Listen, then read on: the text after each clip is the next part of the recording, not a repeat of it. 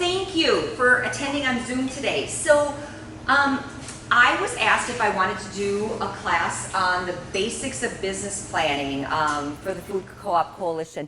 And that's a big topic. It can cover a lot of different areas. So we're going to touch on a few different areas and hopefully provide some information for you that's usable in the future and to share with others. That's the goal.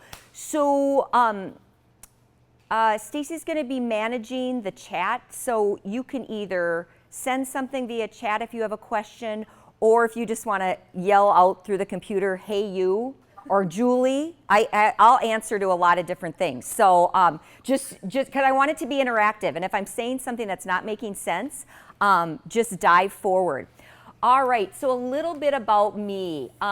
You can see I actually added a picture. So I'm the one in the green, the short one in the green. But so I have a bachelor's and an MBA from the University of Minnesota in finance and accounting. So I'm kind of a number nerd, and you will probably get a feel for that as we go through today. I like to prove things out or whatever through numbers. I worked in the corporate sector for many years, and once I had kids, I started doing consulting and have been consulting ever since. Did a little teaching at Rochester Community College way back when, and have taught classes off and on, little seminars off and on throughout the years. I'm a wife, I'm a mom, I'm a runner, I'm a gardener. One of the things that might connect with you guys is that I actually grew up on a small family farm outside of Little Falls in a little farming community called Sobieski, a town of 300 people. So I'm a farm girl at heart, and my very first job was we had a large cucumber patch that we raised cucumbers and picked and sold to Gedney. So there was a little processing area, not a processing, a gathering area in Bolus, Minnesota. And we would take our cucumbers to Bolus, and they would sort them by size, and we received more money per bushel, the smaller the cucumber, than the larger the cucumbers we received less. So, and then we would go to the little local store and we would spend our money on candy. So I'm not sure if that was a good, successful business model or not, but that's where I started off. It was for the dentist. And trust me, my dentist loved me in Little Falls. Yes, that's a good point, Cheryl. You are bang on that one. All right, so really the first question that we ask in business planning is what you're doing. Is it a hobby or is it a business? Which might sound weird that we're in a business planning class, but we really need to kind of look at that at some point. So what's the definition of a hobby? A hobby is defined as an activity or interest pursued for pleasure, relaxation, and not as your main occupation. All right, so that gets a little tricky when we are farmers, because oftentimes people have a full-time job and then they're a farmer or a grower as a part-time job. So then is it really a hobby or is it really a business? So we're going to kind of dive into that a little bit further today. So what's the definition of a business? A business is the activity of making, buying, selling goods, or providing services in exchange for money. And the key point is money in there, right? So if it's a hobby, you're not making money. If it's a business, you're hopefully making money, all right? And I'm going to assume that the goal today is that we want to make money. I might reference money a lot, and it's not like I'm money hungry, but I feel like if you're going to spend time in a business, you want it to be fruitful. You want to make money when you're doing it. And one of the big questions we're going to ask today is your business financially feasible? Because that's a big question that oftentimes we don't ask, and we need to, because it's important. So when we look at, is our business financially feasible, what does that mean? If the goal is to make money, will you or do you? And another point to remember, that it takes money to make money. Do you have the right amount of money to start your business or succeed in your business or maybe grow your business? When we look at this concept of financial feasibility, I put this down. I said, it might make sense for your neighbor, but it doesn't make sense for you. And why is that? So maybe if we think about specifically if you're a grower, maybe your neighbor already owns land, owns the equipment, and has startup cash. So for them, getting into the business of being a successful grower might be easier than for you or someone else who has to rent land, purchase equipment, and doesn't have any startup cash. So we need to kind of answer all these questions and hopefully come up with a good answer that will help you succeed. And how we do this is through financial projections. And I put this slide in this, oh, wait, we're coming with the next slide. The anticipation is growing. So I put this slide in kind of only to be a joke, because cash, when you hear the saying, cash is king, and if you don't have money, you don't really have a business, because you're gonna need money to start up. You're gonna need operating capital. There might be seasonality, especially as a grower. You have to buy seeds, you have to buy fertilizer, you have to maybe pay for labor before you produce a product at the end of the season that you can sell.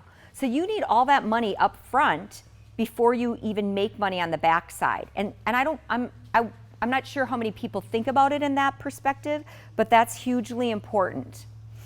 So working on that concept of financial feasibility, how we're going to look at that is through analyzing an income statement or a profit and loss or a tax return. So what you see on your screen, hopefully, at the top are 3 or 4 titles for really the same thing. So an income statement is the same as a profit and loss, which is the same as a P&L, which is basically the same as your tax return. So depending on how, I don't even want to say financially savvy, depending on how familiar you are with financial statements, if you're not at all, most people know what their tax return looks like. And if you know what your tax return looks like, it's basically in the income statement or profit and loss format. So that's what we're going to dive in today a little bit more. And if we really look at what that P&L or income statement looks like, it's comprised of 3 things, 3 main things: sales, or your revenue, your cost of goods, or your cost to produce that product that you're selling, and expenses. Those are the 3 categories that we need to look at in order to determine where we are from a financial position. Okay, did someone have a question? No? Okay, so let's dive into this a little bit further. So if we break down an income statement or a P&L a little bit further, if we go to the top and we look at sales, when we look at sales, we want to sometimes it doesn't make sense just to have sales and we plunk it into all one category. It might make sense to break up our sales by what we call profit centers. And we're going to walk through an example today that's going to show you how those profit centers might look. We don't want to put it in so much detail that we won't use, but enough detail that we can manage our business and make some solid decisions. Now, since you guys are most related to the purple carrot, I'll refer to a co-op and kind of give you maybe some examples from a purple carrot standpoint as well. But let's move on to the next step first, and then we'll come back to those examples. So the next component that we want to break down is our cost of goods sold, or COGS. You'll often hear people refer to that as COGS. And that basically is comprised of these things: raw material cost, direct labor costs, and those 2 costs, let's look at that first. So what could that be? If we are a grower, and let's say we're growing cucumbers, one of our material costs would be fertilizer, another would be the seeds, and another might be, the labor, the direct labor in picking and growing and planting those cucumber seeds to get the end product as a cucumber. Those are all cost of goods. When we take our sales and we subtract our cost to make that product or to grow those vegetables or that produce, the difference between those is our gross profit. And we want to maximize our gross profit. We want that to be as high as we can because we use that gross profit to pay for the third category, which is our expense. And that's everything else that our business has to pay for in order to maintain its existence. So insurance, advertising, supplies, maybe utilities, all those other expenses come from that. And when we take our gross profit and we back out our expenses, what's left over is our net income or loss. We hope it's not a loss. We hope it's an income. So that's the basic component. So if you know those three things in your business and you can categorize them and analyze them to say, are you profitable or are you not?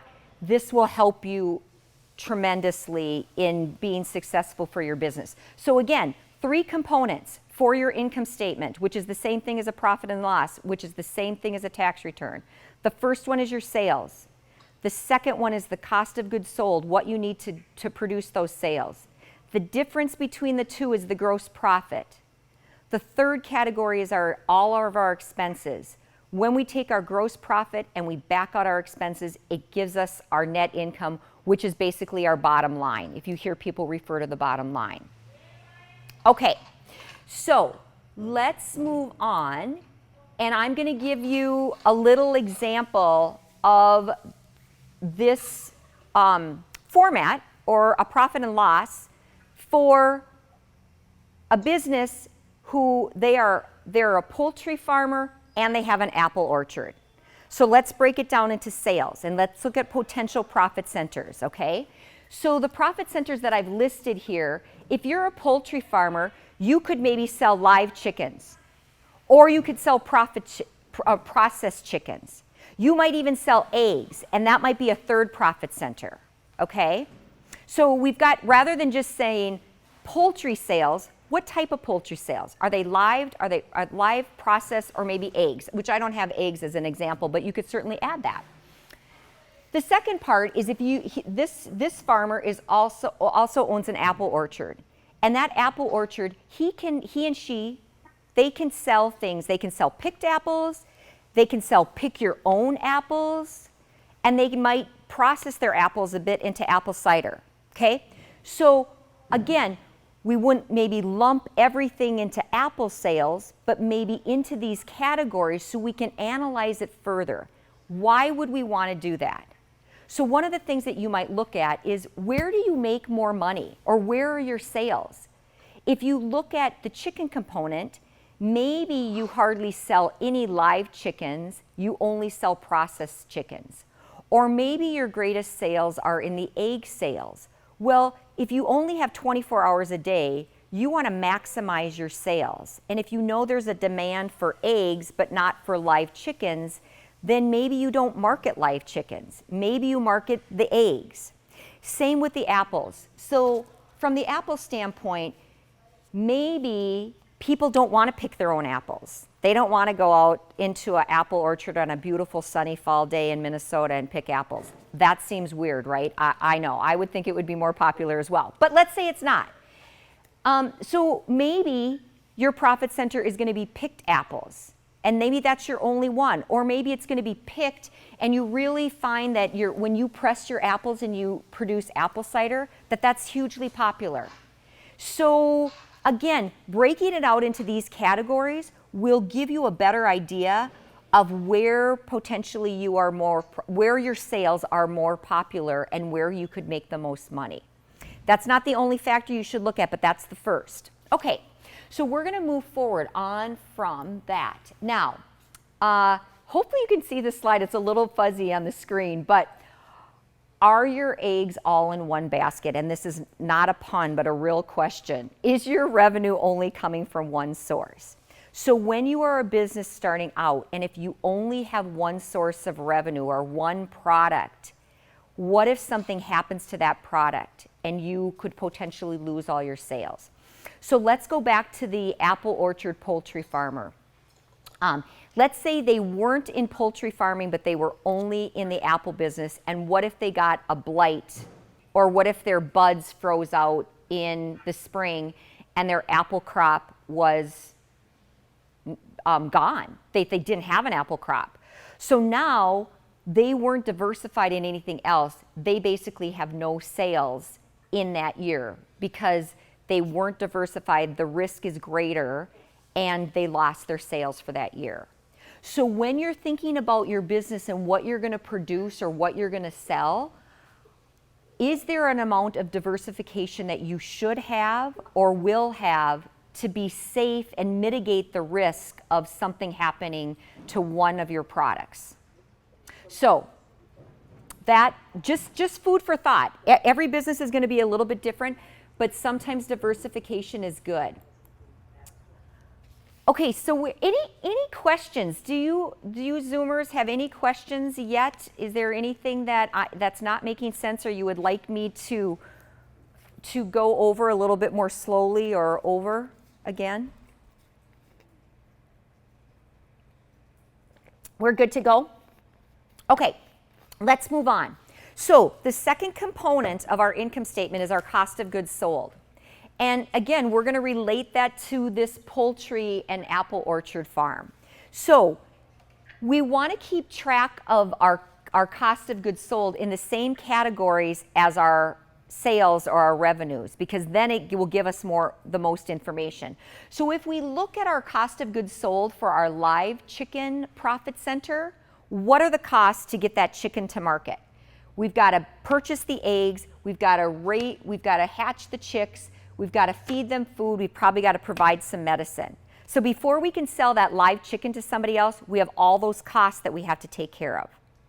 Let's move on to the processed chickens. So in addition to all the things above with the live chickens, you also have processing costs and packaging costs. Okay? So our cost of goods sold are going to be different. So when we determine our profitability, we have to factor in what those costs of goods sold are.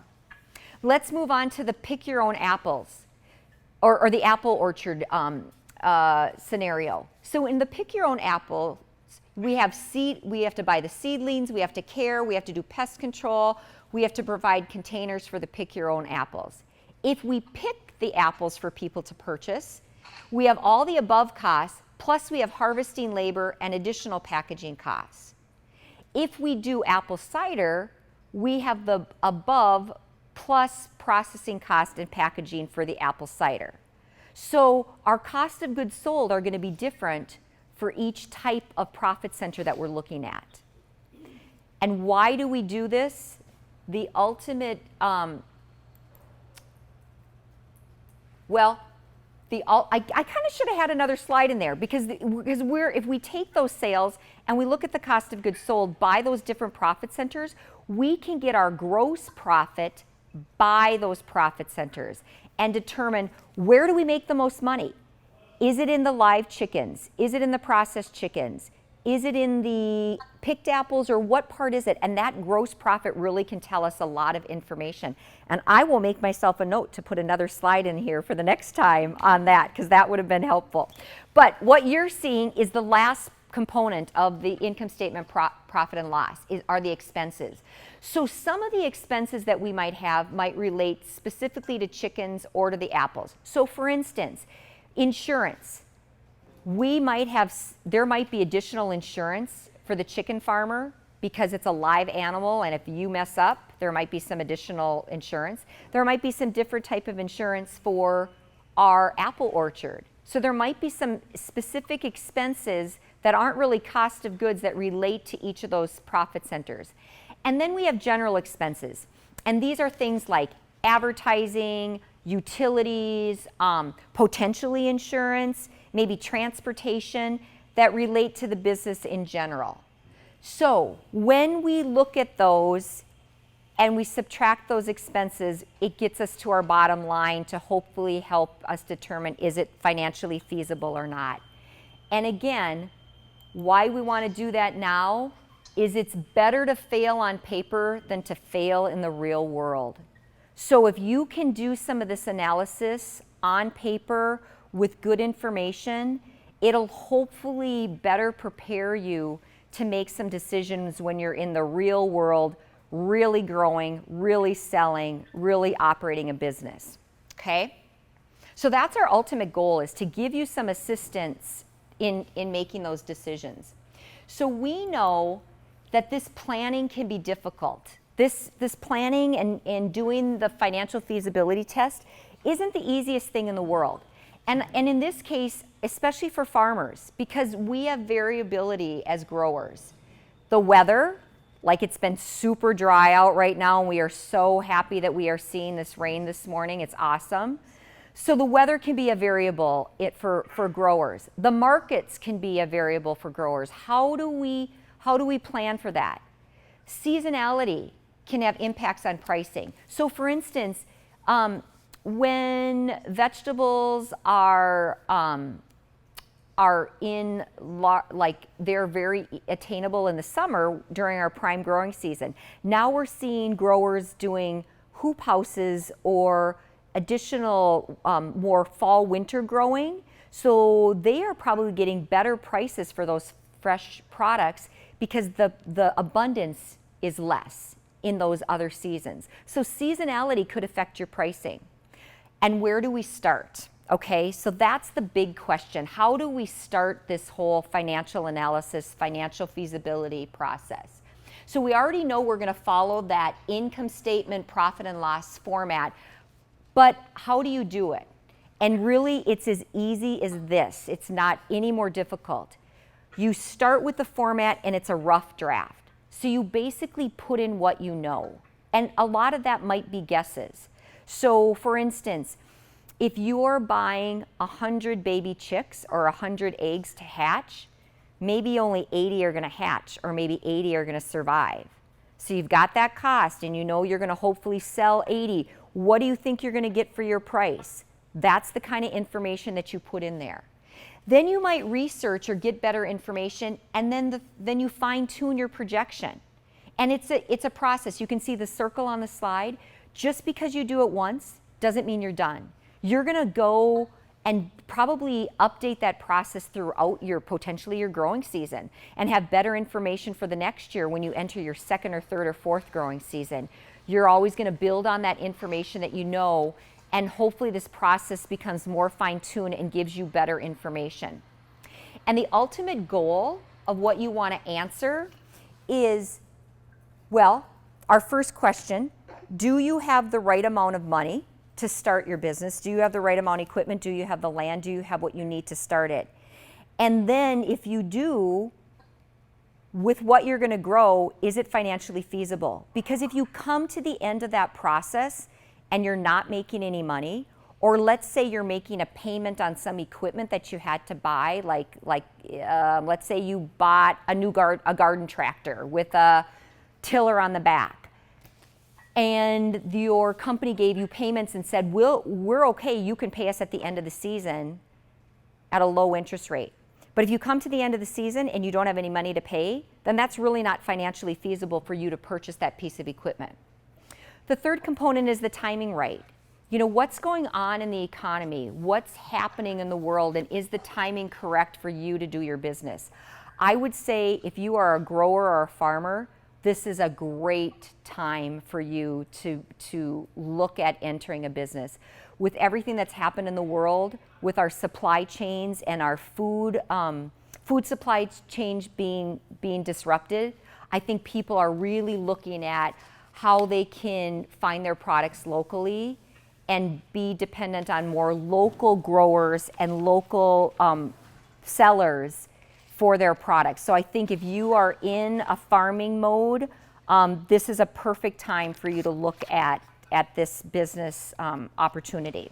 So I just did a little Excel spreadsheet. So if you don't have Excel on your computer, you can certainly do this by hand. But if you input numbers onto this spreadsheet, it's gonna do all the adding and subtracting for you. So it will hopefully save you some time. So what I wanted to do here is just do this little financial analysis for you. So if you can see how it's laid out, you can see it's just like what we talked about. We've got our sales, we've got our cost of goods sold, we've got our gross profit, our expense, and our net income. So exactly the components that we've just walked through. So if we look at the sales, how I've got this laid out is, you see I've got sales number 1 through 5. So you could, in this format, put in 5 profit centers, if you will, and we're going to go through an example. Then when we move down to the cost of goods sold, you can see I've got materials and I've got labor. I've got both of those components numbered 1 through number 5 to match the sales up above. And I think it's sometimes easiest to break it down between materials and labor, because that's how we would normally keep track of things. So that's how we've got it set up for the cost of goods sold. And then if you see, this is the huge, I think, a really good piece of information that this analysis will provide, is we have our gross profit by profit centers. So for each of those 5 profit centers, we can really say, with the work we do, with the sales we think we're going to get, how much money are we going to have left over to pay for all of our operating expenses and have profits left over. So when I mean, when I said, do you have all your eggs in one basket, or how much should you diversify, this gross profit section will hopefully help you determine where you should put your efforts. Because if you love to grow, or if you love to produce apple cider, but the cost of producing that apple cider are more than the sales, maybe you shouldn't produce the apple cider, because if it's taking away from your time doing other things that are more profitable, that might not be the best business decision that you can make. So by looking at these gross profits by profit center, it could be a really good tool to determine what your business should look like in the future. And then the last component, you see it's expenses. And so it has things like accounting, advertising, insurance, office expense, utilities. Any other expenses that your business is going to incur would flow down into this section. And then basically the math is sales less cost of goods equals gross profit. Gross profit less your expense equals net income. And I'm only going to say net income because I'm going to assume we're going to be profitable and have an income and not a loss. Yay, right? Okay, so Stacy, if you will pop over to the example. So now I have an example of that poultry and apple orchard farm. So we're going back again to the basics of what we know. So if we look at the sales, you can see those are our profit centers that we've already talked about. Live chickens, processed chickens, picked apples, pick your own apples, and apple cider. And I'm in the research and I'm in the projection phase right now. So you can see over to the right-hand side, I've got little notes or little formula details that provide the basis for the numbers. So under live chickens, I'm projecting that I'm going to sell 50 live chickens at $16 a piece. And now here's my caveat to all this. I could be way off on all these prices, so chuckle inside your brain versus overtly, because I could be very, very wrong on these dollars, but maybe that'll help you remember the numerical examples a little bit better. So just pretend that I know what I'm talking about in terms of a chicken farmer and an apple orchard farmer, okay? All right, so I'm going to sell 50 live chickens at $16 a piece. That equals the $800 of revenue.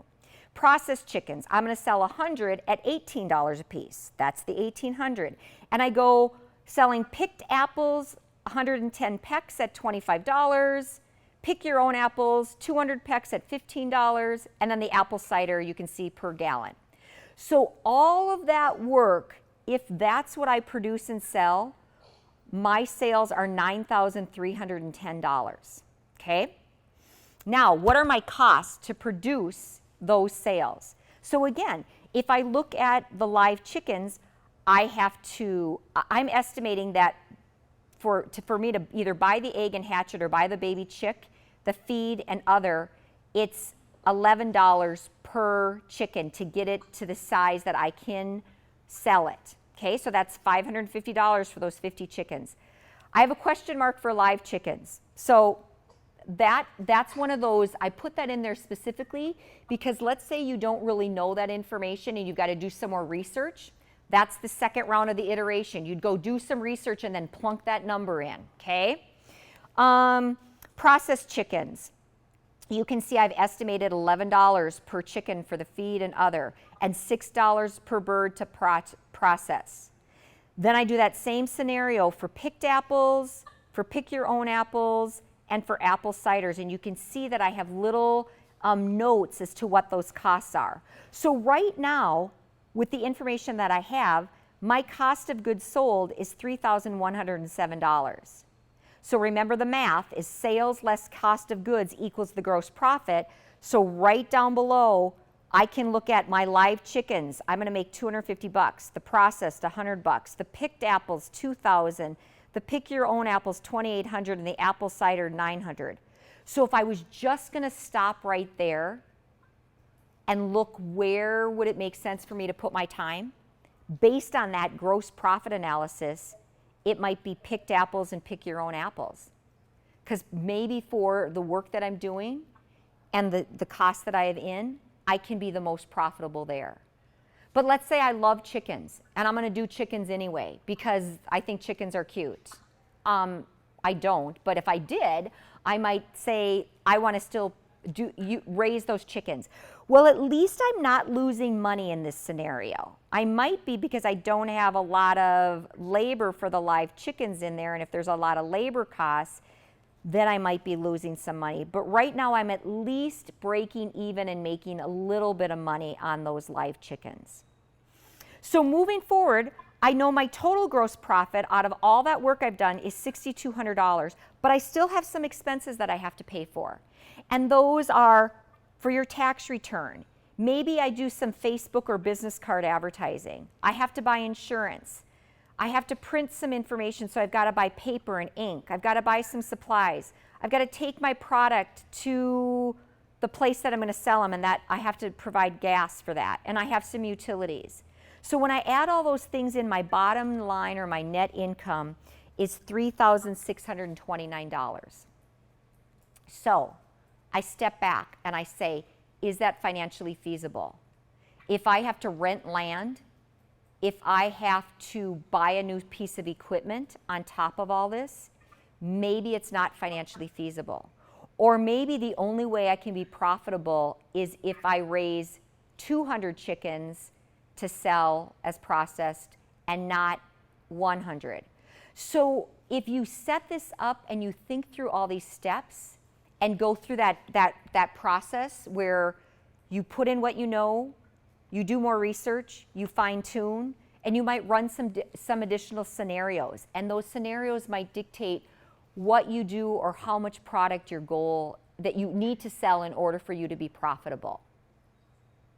So I'm hoping that this simple example will help you start thinking in terms of financial feasibility and what your product mix might be and what your sale price needs to be. You know, I know farmers, it's hard for them to get the price that is really justified, what they need for all the work they do. And now when you piece that together, you realize that you really have to charge X dollars for a processed chicken or Y dollars for a peck of apples. So that's the first step in the whole business process planning or business planning process, because remember that's ultimately what we're talking about is it financially feasible for you to move forward, and do you want to? So do you guys have any questions for me from this first step of our presentation today? Do you understand the financial model, the little spreadsheet? Do you have any questions?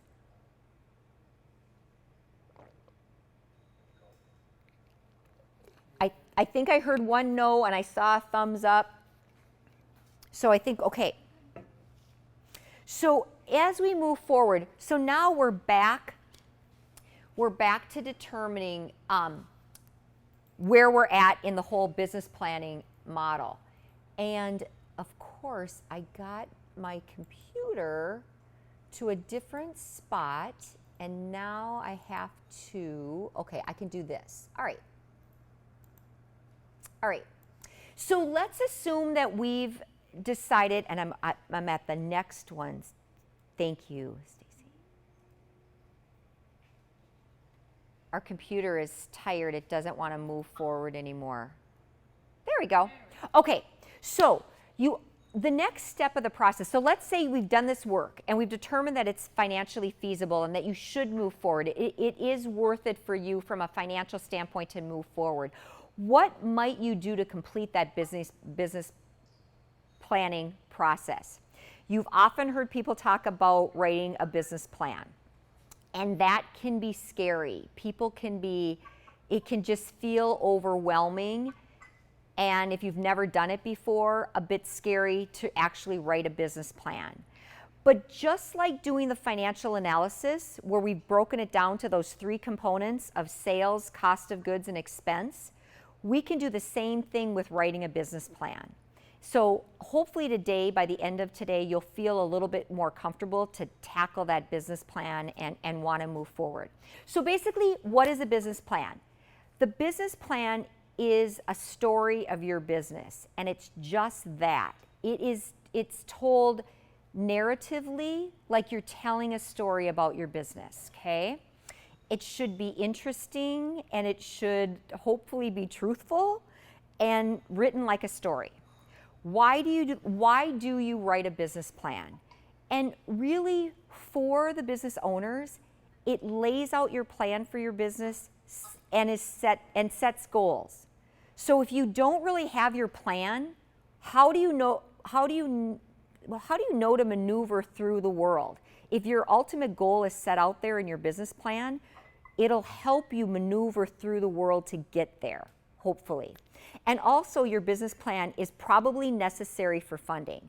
So let's say then that financial feasibility, a part of that is getting a loan for a piece of equipment or startup money for crops, or maybe you're even buying a building. You're going to need to have a business plan in order for that to get that financing for those things. So that's the what, that's the why, and the how we've touched on just a bit. It's written narratively in a professional style and an appropriate length. And I think that's key. A business plan doesn't have to be, and probably shouldn't be, 20 pages of text, because no one's going to read 20 pages of text. What you have to say, you can usually say in about 2 to 5 pages of text, 3 to 5 pages of text. And there might be some appendices that you add onto that to provide additional information, okay? So again, it's the story of your business, it lays out your plan and sets goals, it's necessary for funding, it's written narratively. So right now, you still might be feeling like this. This is what it might seem like. How do I do a business plan? It's all mumble jumble, there's lots of stuff going on. Again, let's try to streamline that into a simple and easier format to follow. So the first step is the outline. So if we look at what an outline is for a business plan, we have these components, and it's as easy as that. We have a title page, an executive summary, the marketing plan, the operations plan, the organization and management plan, the financial plan, and appendices. So if you look at that outline, you see some key words. In a lot of those sections, you see the word plan. And that's just what it is, because we're hoping that this provides some guidance of how you're going to be successful. And when you start a business, you just don't want to dive into it without a plan.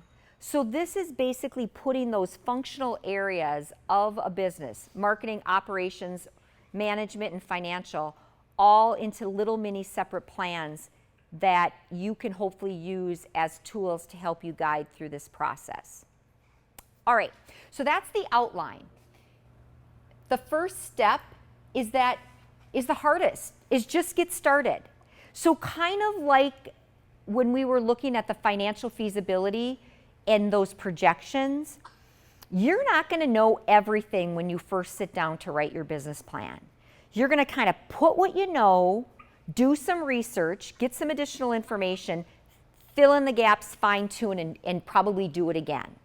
Okay, so the business plan isn't like you finish it, you throw it in a drawer and you're done. It can be updated, it should be looked at, at least once a quarter, at least a couple times a year, updated, because it's going to provide you a better plan to get to that finish line. So I threw this in here because this isn't how you want to get started. So I don't know if you can read the words, but it says, it's a gentleman coming into his probably his boss's office, and it says, "Look what I found in the dumpster, a perfectly good business plan." Okay, that's not where we should be, because a business plan has to be written by you because you are telling your story. So if someone says, you can pay me to write your business plan, don't pay anybody to write your business plan, because it's all in your head. You just have to get it in paper into a format that's usable. And if it's not all in your head, that's the part that you got to do that additional research and figure things out and to fine tune it so you really know what your plan is going to be. The other thing that I want to say here is if you follow the outline that we are providing today, that's going to be your best the outcome is going to be your best product. There are programs that you can buy or maybe download free on the internet that says basically fill in the blanks, and then it spits out a business plan.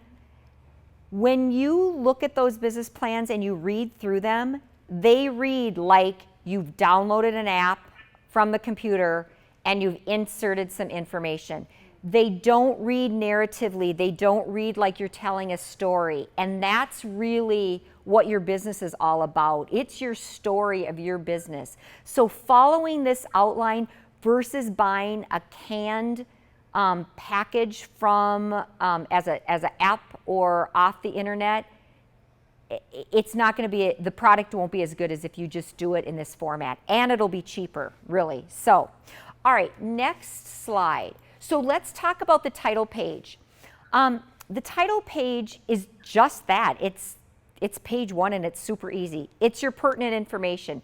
It's your name, your address, your logo. If you have a logo, should be on that title page. It'll look really cool and professional. One of the things also that you might want to put on your title page is if you have a mission. If you have a mission statement for your business, this might be a great place for you to share that mission so everybody is on the same page. So, title page, pretty straightforward, pretty basic. Logo and mission could be really a good addition for you to put it on there. The second part of the business plan is the executive summary. This is important. Your executive summary may only be one page, and it may only be the page that's read, which sounds kind of frustrating. So if you take it to a lender or a funder or, I don't know, someone who's interested in your business, they may only thoroughly read that executive summary. So it summarizes everything else that's in your business plan, all that details. So the second point of that is it might be best to write your executive summary last. Because again, you want to encapsulate all the information that you have in your business plan in this one summary section. So to write it first might not really make a lot of sense. You might do a draft of it first, but then for sure fine tune and finalize it last. Again, and another point with your executive summary is you may organize it like this. You could include the history of your business, where you're currently at with your business, and what your future plans and goals are of your business. Sometimes people's mind works best and easy in that chronological way of thinking. So if that helps you, you could certainly add a little section or write your whole executive summary from this perspective. Provide a little history, tell them currently where you're at, and what your future goals and plans are. So just some tips on writing that executive summary. So as we move forward, we know that our next section is going to be marketing. So when we talk about, and remember, this is our marketing plan, because remember, all of these components are the plans of this. I just dropped my cap, so I will get that. So what are our key components to marketing? And it's really these things. How are we going to price, or actually what are the products? How are we going to price? Where are we going to sell those products? And how are we going to promote? And normally in marketing, we might only think of the promotion part of it, but the pricing and the placement and where we're going to sell is hugely important to the marketing. So we don't want to forget those two key components in marketing. And as we move forward, let's look at really the components of our marketing plan. So when we're talking about marketing, we talk from a high level of marketing, it's the situation analysis. So what does that mean? It basically says, what products are we going to sell? Where are we going to sell them? Who are we going to sell them to? So from a situation, it's basically where we're at. Where are we at in the marketplace with what we're trying to sell? If we fine-tune that and take it one step deeper, we look at what are our marketing objectives. So in our marketing plan, what are our objectives? And this is basically the what. What do you want to accomplish? And our ultimate goal is to sell our products, right? And if we take that a little further, it's what do we want to accomplish? We want to sell these products for this price in these places. So we're going back to those 4 P's and we're adding the what. So the what products, what place, in what prices. So how do we do our marketing to accomplish that? And that's done by, if we dive in even a little further, into the marketing strategy. And the marketing strategy provides an outline as to how to achieve those objectives. So if we go back to the apple orchard, if we want to sell the product of apple cider at our farm for this price, how are we going to do that? How are we going to achieve that objective? So if you look at the apple cider product, we know it's timely, right? Apple cider doesn't last forever and ever because it's not processed. So you would want to probably do some Facebook or get some advertising or get some print or some promotion right before that season and right during that season. Because if you wait till it's over, your product is spoiled. And that kind of ties into the next comment, which is marketing tactics. So tactics is how much money what's your budget? How much money do you have to spend on promoting that apple cider? And you can see the timeline comes in there as when you're going to do that, because that's hugely important. You're certainly not going to market your apple cider in March. That makes no sense at all. So the timing and your budget and how you're going to stretch that money would be part of that tactics. So again, if we just look at your marketing plan overall, it's very broad. What's the situation? Where are you at right now? What do you want to accomplish? How do you want to accomplish them? And then do you have the budget to enact the how? And is your timeline correct with the how? So, questions on the marketing plan. And I'm going to be really honest, I'm not a marketing expert, but I think all of us know the feel of it. We know when we see an ad what appeals to us. Does it give us the right information? Does it give us information? Does it connect with us? And I think, when you're looking through the marketing plan that you have, ask those questions when you step back. Does it do the where, what, how? Can you afford it? Is it the right timeline? And does it connect with you? Because if it doesn't connect with you, it's probably not going to connect with your customers, and then why spend the money? And marketing is tricky because you can spend a lot of money and not get any results from it. Fortunately, with the internet, we've got lots of options that are less expensive, But I will say that with marketing, the one thing that I've heard, and I think you should keep in mind, is that people say that you have to have 7 contacts of some sort in order to make a sale. So what does that mean?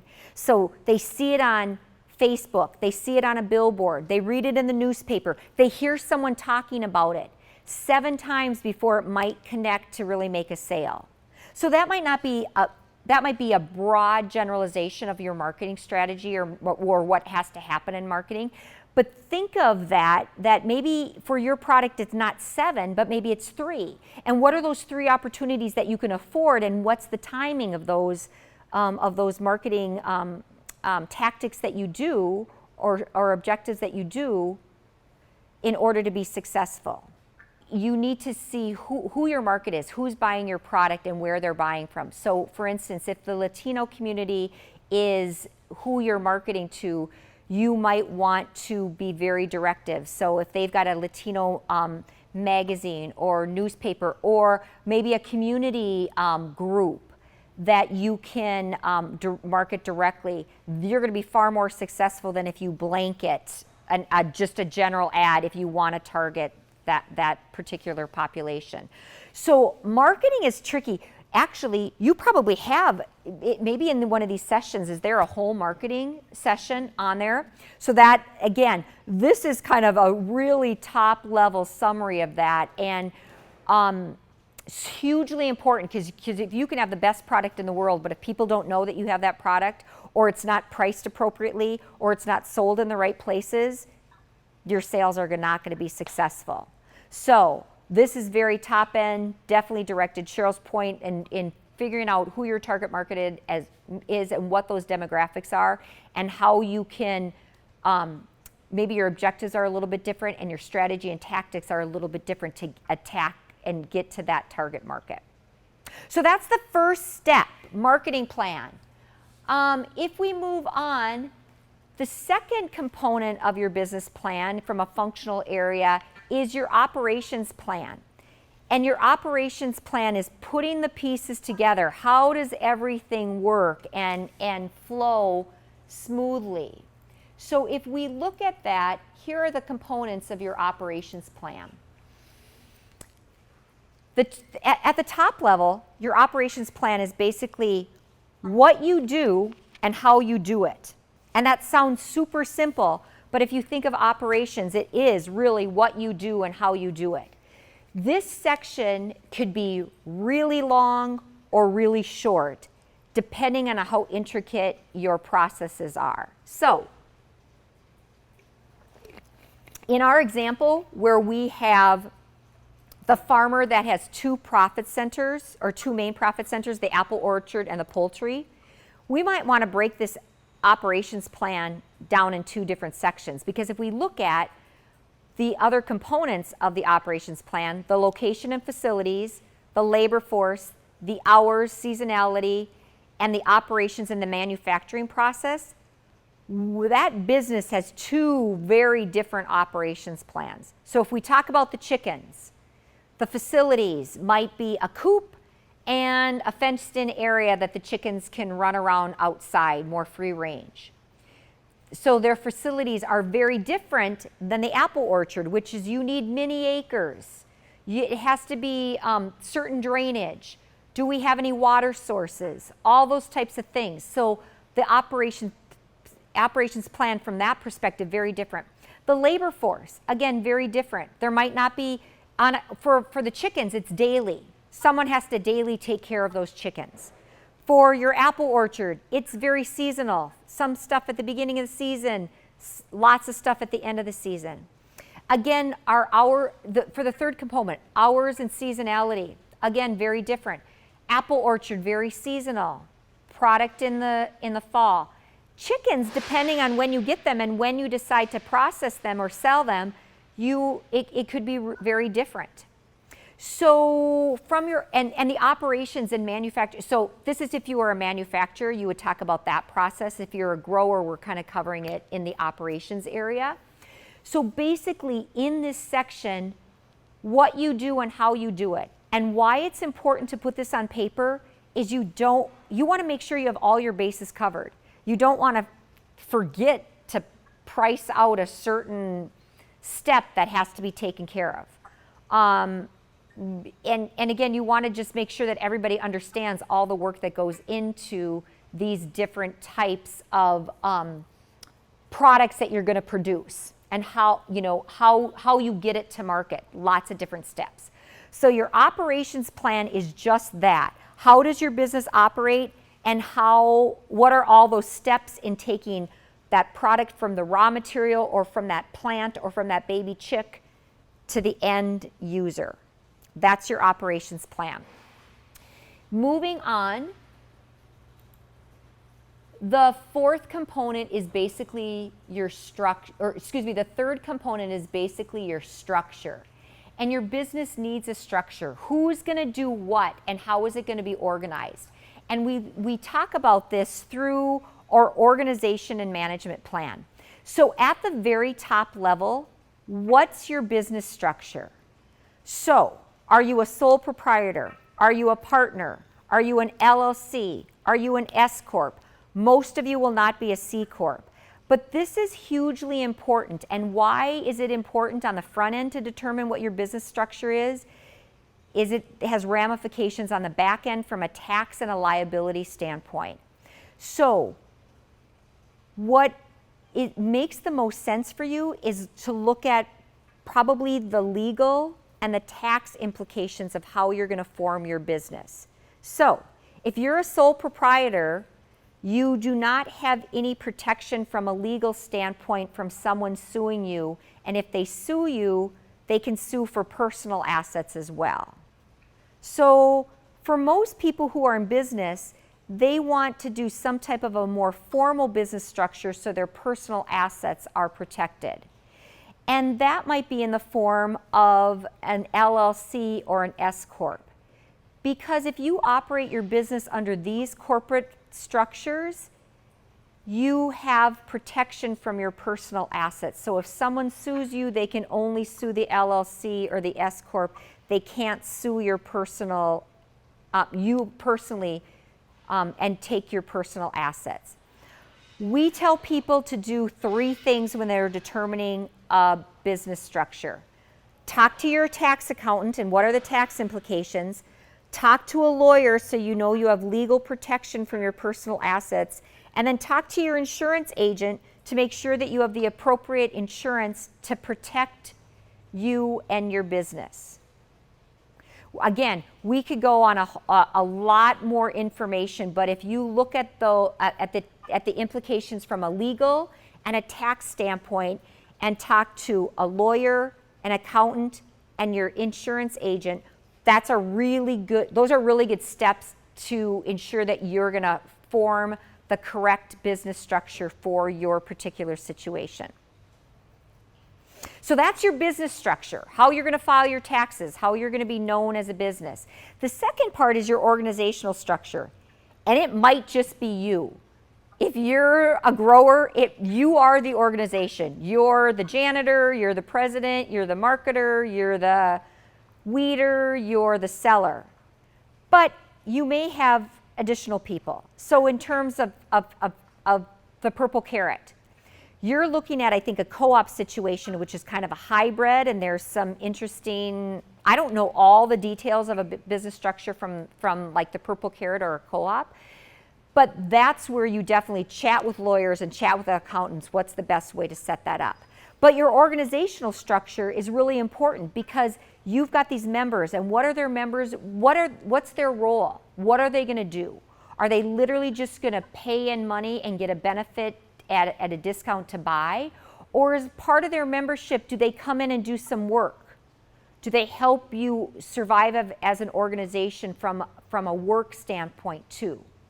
So that's a huge component for a co-op and how that's going to be organized, as well as just a business. Do you have to hire other people, or can you do everything with just family members? As your organization gets bigger, you might have some key management personnel. For a simple growing operation, maybe again it's just one person. But for the cooperative, how is that going to be the structure? The manager is going to take care of what? Are you going to have a board of directors, and what do they come in, and how are they part of that management? How are the members part of, what say do they have? All that stuff is hugely important, and I know that the Purple Carrot, you guys are walking through those steps now, but it's really important to do that research on the front end and get it down on paper. And really, what does that look? Is it feasible to set it up that way? Do you have the right people to set it up that way? What components are you missing? As we move further down, there's going to need to be some professional support, and that comes into that accounting support or legal support, or really a great insurance agent to give you some guidance of how your business should be insured. So what maybe the professional support might be an association. So there's an association for co-ops around the country. What type of information do they provide, or can they provide, and what kind of support can they give your organization? Such good information. It's probably already been done before. So if you can find out from somebody else who's done it, why go through all the school of hard knocks to learn it if you can get that information on the front end?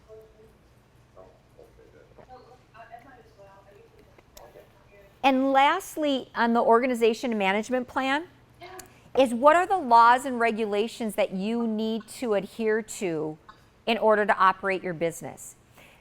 We're in a time of change, so the laws and the regulations might look different 2 months from now than they did 6 months ago. So keeping up on the laws and regulations and what's happening with co-ops, what's happening with farmers markets, what's happening with growers, what are the things that they need to be responsible for, being on top of that is hugely important, and that keeps changing. So that's why being a part of those associations could be a really good benefit for you, because someone in that organization is going to be on top of those laws and regulations that might be changing.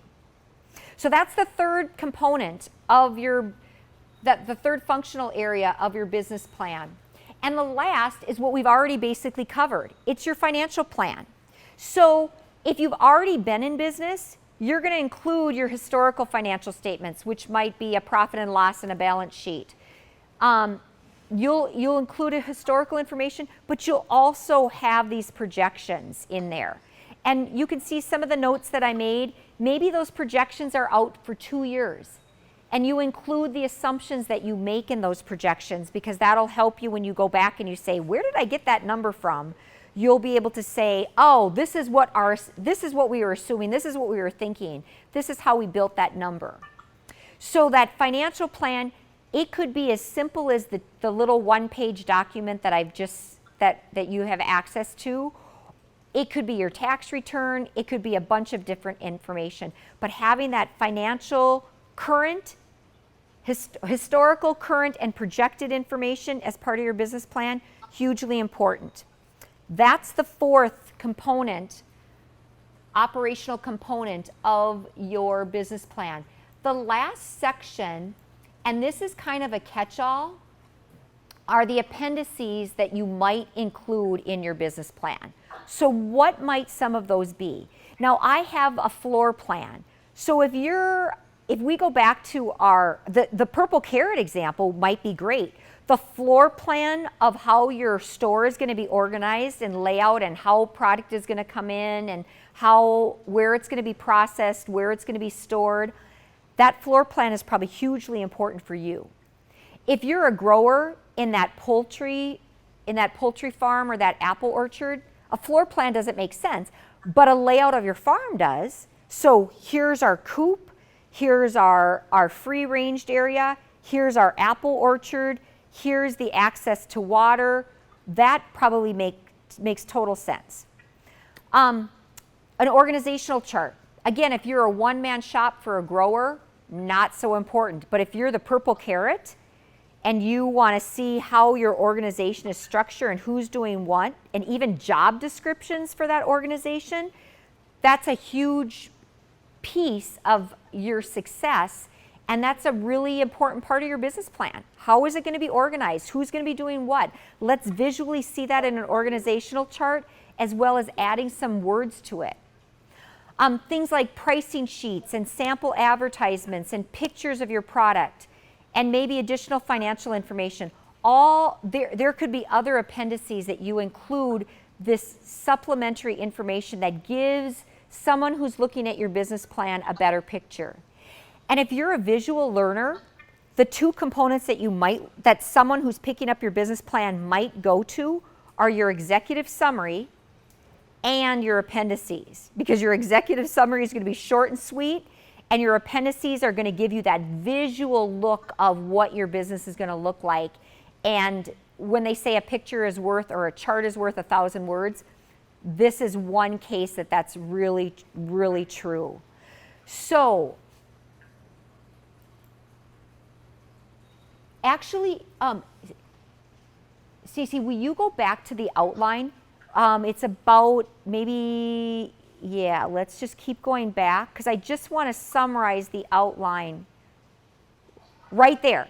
So again, what we've talked about is your business plan outline. It has your title page. We've talked about that executive summary. Now that you see all those components of the rest of it, the marketing, the operations, the management plan, the financial plan, it really makes sense to write that or fine-tune that executive summary last, because you want to encapsulate the information from the other plans. And then again, we end with the appendices. So thank you. Will you skip forward to the summary? Okay, so your business plan summary, complete one. I know that sounds really silly, but complete it. Now I have board review down here. If you're the sole owner of your business, you don't have a board. But for the Purple Carrot, you have a board. So the board should review it, and they should buy into that business plan, because ultimately they're overseeing that organization, and that business plan, again, will act as a guide or a plan of how to reach those goals. So we want to review it periodically, because are you meeting your goals? Are you following your plans? Or do you need to adjust? You know, you write your business plan maybe before you're in operation, but now you're operating. And what's changed in the world, in your products, in just a number of different things? So you might need to adjust your business plan. Or if you're not meeting your goals, maybe you're not following your plan. And if you follow your plan, maybe you meet your goals. So that's the important part. And you want to have your business plan be a tool for you to be successful. You want to probably update it at least once a year, or I say when required. And what I mean by when required, let's say you have a major change. So let's say you're at the end of your first growing season. Maybe that's an appropriate time to update your business plan. Or with the Purple Carrot, let's say, I don't know, you have a different executive director and maybe they bring a different focus. Maybe that's a good time to update your business plan. It doesn't follow that year period, but it just makes sense to take a look at your business plan and maybe update it. We have a little time, and I didn't know if I was going to have time to do this or not. We're going to go into a little bit of a break-even analysis, and sometimes, I'm going to be honest, sometimes I lose people in this part, but we've got some time, so if you're okay with this, I'm going to go into a break-even analysis. And why is this important? So the break-even analysis kind of ties into that financial analysis and really tells you where your costs need to be, where your sales need to be in order to break even, if you will. So if you can see on the screen, we've got the first component of a break-even analysis. And we can see the diagram. Vertically, it goes up by dollars. Horizontally, it goes by units. So as you move up and out, you sell more and have more costs by the number of units that go out, okay? So if you look at the first component, and I'm using my hands right now and I'm such a visual person, but that bottom part, you can see in the dark green, it has fixed costs, and you can see that per the scale, the fixed costs stay the same. It doesn't matter if you are producing 1 unit, 10 units, or 100 units, the fixed costs are the same. So let's think about that in your business, what that would be. A fixed cost might be if you have to rent land, it doesn't matter if you sell 1 apples or 1,000 apples, you've got to rent that land for X dollar amount. It might be you need internet in order for your business to succeed. That internet cost, it doesn't matter if you sell 1 apple or again 1,000 apples, you're still spending that same dollar amount on your internet for that year. So that's a fixed cost. A fixed cost, basically it's just that. You're paying that amount whether you sell 1 product or 1,000 products, okay? Then we go or produce or manufacture or grow 1 apple or 1,000 apples. Those are your fixed costs, and you can see they stay stationary. Then we go to your variable costs, and you can see how that lighter green triangle grows. The more units you produce, the higher your variable costs. So let's look at our example. Let's take the chickens, okay? If you buy 1 chicken, it costs you 10 cents. If you buy 2 chickens, it's 20. If you buy 3, it's 30. So as your number of units that you grow builds, so do your variable costs. So it's definitely a function of how many you buy or how many you produce, your variable costs go up. Your total costs are the combination of your fixed cost and your variable costs. So that total top line that goes up at an angle, that's your total cost of producing that product for sale. Okay, so we've got the 2 components, fixed and variable. Now, what we look at from a break-even point is this. Those 2 slides should have probably been switched around, but we'll talk about it in this order. So your break-even point is where your revenue equals your cost. There's no profit, there's no loss, okay? So basically, again, your break-even point where your revenue equals your costs. Or basically another way to look at it is that's the revenue that you need to cover all costs. That's your break-even point. Profits are made after you sell more. After your break-even point, profits are made after that point, okay? So let's look at it from a diagram standpoint. That's the next slide. Okay, I apologize for the look of this slide. It's fuzzy, but it's the best slide that I've seen that can capture it kind of numerically and with colors and with lines. And that I'm a visual learner, so that's why I like to look at it from this standpoint. So let's look at what we've got here.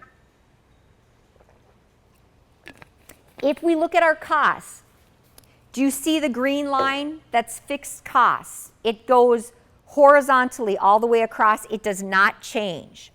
So you can see that our total dollars of fixed costs in this scenario are 40. And it doesn't matter if my sales are at 50 units, 100 units, or 200 units. I'm at that same fixed cost. So the second component is our variable costs. And we can see that's the red line. The red line that's going up, increasing with the number of units. So you can see that red line starts at 0, and as we increase the number of units, the total dollars go up. Because if we buy more chicks, it costs us more dollars, right? We have more feed. We have all those types of costs that increase the more we grow. The combination of our fixed costs and our variable costs are the blue line, which is our total costs. And we can see that our total costs start at our fixed costs, remember? Because it doesn't matter. We have to pay for renting that land. We have to pay for renting that chicken coop. We have to pay for that internet. Doesn't matter how many apples we're producing or chicks we're growing. We've got that fixed cost. So it starts at the 40. And then you can see the blue line goes up parallel to the variable cost line, because as we grow more chicks or grow more apples, those costs go up. So that is graphically or visually where our total costs are, with sales going on that bottom line and dollars going in that vertical line. So let's add revenue, and revenue is the yellow line. So you can see the yellow line for revenue starts at 0. If we don't sell anything, we have no dollars. We have 0 units, we have $0. As we start to sell the units, so do our dollars go up. So let's see where, like, we need to sell $40 worth of product to cover our fixed costs, right? You can see that's the intersection of our revenue with our fixed costs right at 40. We need to increase and cover our variable costs, and we get to that break-even point at about 100 units. Do you see where that intersection of the yellow and the blue line comes in? At about 100 units. So we don't make any profits or any money until, in this scenario, we sell 100 units. After we sell 100 units, you can see the revenue or the yellow line go up, increasing greater than the total cost line, and that's our profitability. That difference between the yellow and the blue line is, again, let's look at it back from our profit and loss. Basically, you have your revenue less your cost of goods sold and your expenses, or that's your total cost. That difference is your profitability. So what we're looking at is basically a profit and loss or an income statement from a visual standpoint. So why is this important? It basically is telling you that if you don't sell, if this is the poultry and the apple business, if they don't sell 100 units, they're going to lose money. Any unit that they sold over 100, they start making money. All they have to pay for at that point is their variable costs, because their fixed costs have already been sold. So let's say your variable costs from the chicken standpoint, and I'm just shooting this dollar amount. Let's say you sell it for 10 bucks and your variable cost is $3. Every chicken you sell over that, that break-even point, you're going to make $7 because your fixed costs are covered. All you have to cover are your variable costs. And if we determine that those variable costs are $3 out of that 10, you're going to make $7 for each chicken you sell after that break-even point. Why is this important? When you're planning your goal, like if your goal is to only sell 75 chickens, you're not going to make your break-even point. You're not going to make any money. So your goal has to at least be to sell 100 chickens, because you're going to cover your fixed and your variable costs, and you at least won't lose money. Your goal should be to sell 150 chickens, because then you're going to have profits. Then you're going to be happy because you're going to make some money. Finally, what do? The topic of today was business planning. So we hopefully have covered some steps and different steps that you take in this planning process, because the ultimate goal is finally you want to put your plan into action. I mean, that's the ultimate goal, is determining if it's feasible, if it is, getting that plan put in together and putting it into action. Because if you remember the one slide with the mountain climber or the rock climber, it's better to fail on paper than to fail in the real world. So if you go through these steps to plan appropriately, we're hoping that no one falls off that mountain. We want you all to be successful in what you're thinking and what your plans are and what your idea is. So that's what I have. I'm hoping that I covered topics that were relevant to you and you have a few takeaways from today's session. Again, we've got the PowerPoint and we've got the Excel spreadsheets for you to take a look at.